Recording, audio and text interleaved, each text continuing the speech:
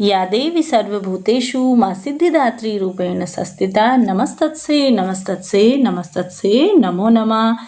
अर्थात हे माँ सर्वत्र विराजमान और माँ सिद्धिदात्री के रूप में प्रसिद्ध अम्बे, आपको मेरा बार बार प्रणाम है। मैं आपको प्रणाम करता हूँ। हे माँ, मुझे अपनी कृपा का पात्र बनाओ। माँ दुर्गा जी के नवी शक्ति का नाम सिद्धिदात्री माँ है। यह सभी प्रकार से सिद्धियों को देने वाली हैं। नवरात्रि पूजन के 9वें दिन इनकी उपासना की जाती है।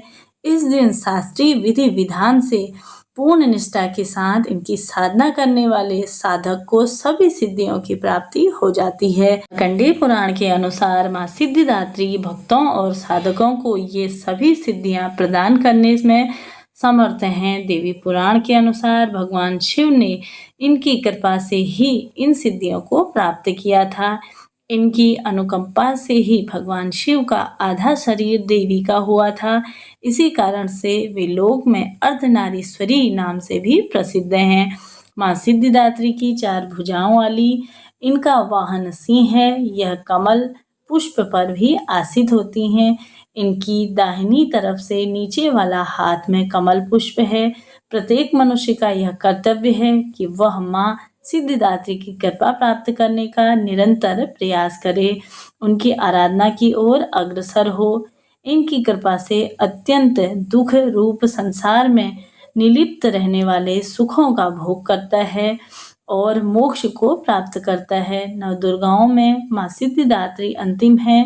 अन्य 8 दुर्गाओं की पूजा उपासना शास्त्रीय विधि विधान के अनुसार करते हुए भक्त दुर्गा पूजा के 9वें दिन इनकी उपासना में प्रवृत्त होते हैं।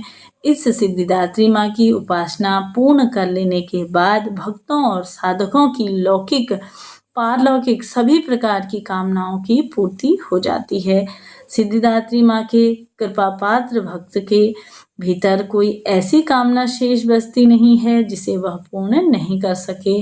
वह सभी सांसारिक इच्छाओं, आवश्यकताओं और स्पृहाओं से ऊपर उठकर विचरण करता हुआ उनकी कृपा रस पीयूष का निरंतर ही पान करता हुआ विषय भोग शून्य हो जाता है। माँ भगवती का परम सातित्व ही उनका सर्वस्व हो जाता है। इस परम पद को पाने के बाद उसे अन्य किसी भी वस्तु की आवश्यकता नहीं पड़ती है। माँ के चरणों का यह सानिध्य प्राप्त करने के लिए हमें निरंतर ही नियमनिष्ठ रहकर उनकी उपासना करनी चाहिए। जैसा कि प्रथम कथा है कि माँ सिद्धिदात्री से जुड़ी हुई, जो कि पौराणिक कथा के अनुसार जब पूरे ब्रह्मांड में अंधकार छा गया, उस अंधकार से एक छोटी सी किरण प्रकट हुई। धीरे धीरे वह किरण बड़ी होती गई और फिर इसके लिए एक दिव्य नारी रूप धारण कर लिया। कहते हैं यदि देवी माँ भगवती का नवा स्वरूप माँ सिद्धिदात्री यह कहलाई। धार्मिक मान्यताओं के अनुसार माँ सिद्धिदात्री ने प्रकट होकर त्रिदेव अर्थात ब्रह्मा विष्णु महेश को जन्म दिया।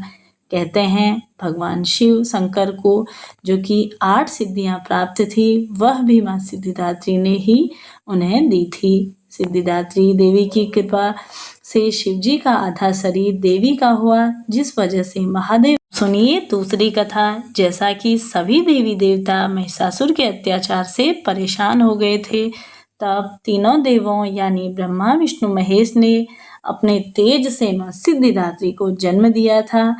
इसके बाद सभी देवताओं ने उन्हें अपने शस्त्र अस्त्र प्रदान किए और माता ने महिषासुर से युद्ध कर उसका अंत कर दिया।